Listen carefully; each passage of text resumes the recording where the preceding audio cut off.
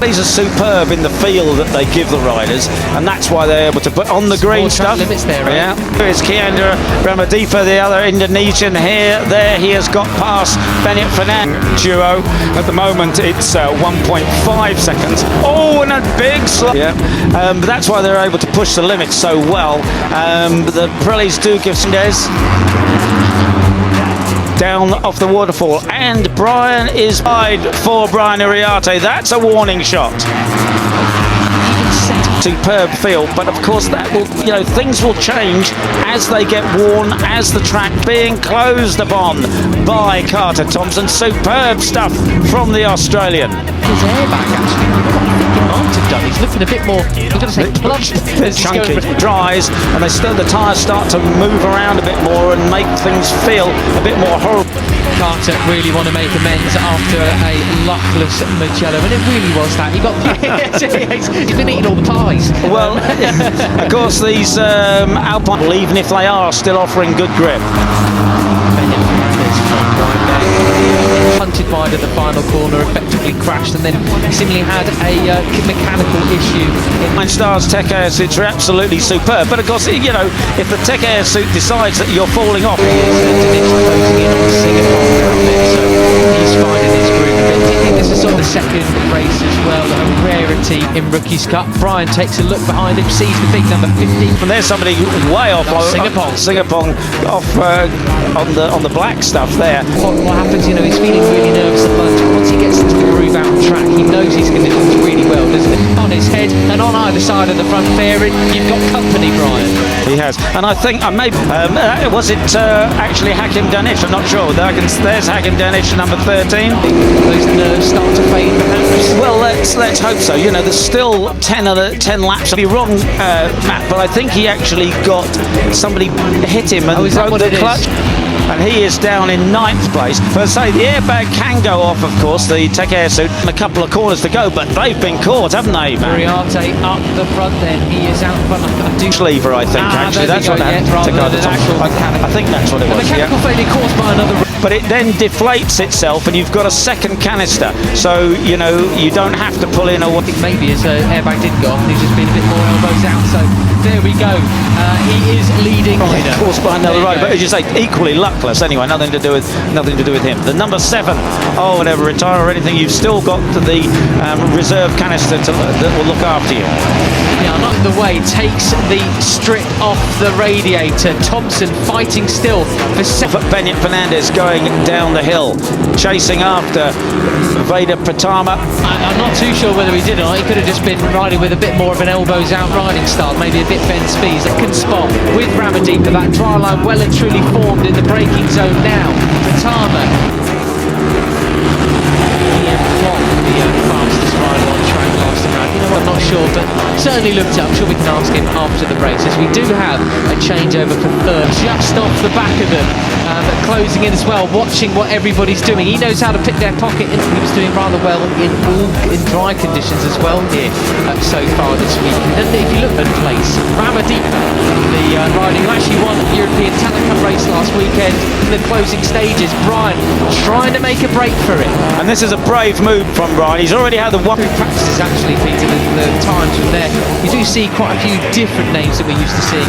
He will find himself in third position now, right at the podium there. First one in Rookies Cup. One warning of a big slide. He knows he's pushing the limit, but he also feels that he's got to get away from these guys. He doesn't want towards the sharp end. This sort of track is so different in its nature, whether it's wet or dry. Ahead of the Mugello double winner, Vader Patama, on the 54. So let's see. At the moment, they want it to be a 4-man battle over the last couple of laps. Tell you one rider I thought was going to be a bit of a heavy compared to what they want to go to. Yeah, it is. It's all, as you say, mentioned before, all these corners that run together, they haven't closed the gap.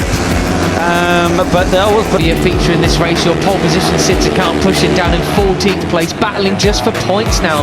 The left-handers, we're coming towards the end of the left-hand of this climb here, and it's a lot steeper climb. Equally, it hasn't really grown either. So interesting to see now that Ramadipa has taken up third spot. Actually, for him, he'll be praying for a dry race at the end of play tomorrow. You can see on the TV screen there, and then you go over the top of the hill here, still holding holding. He closed the gap on Thompson and Uriarte.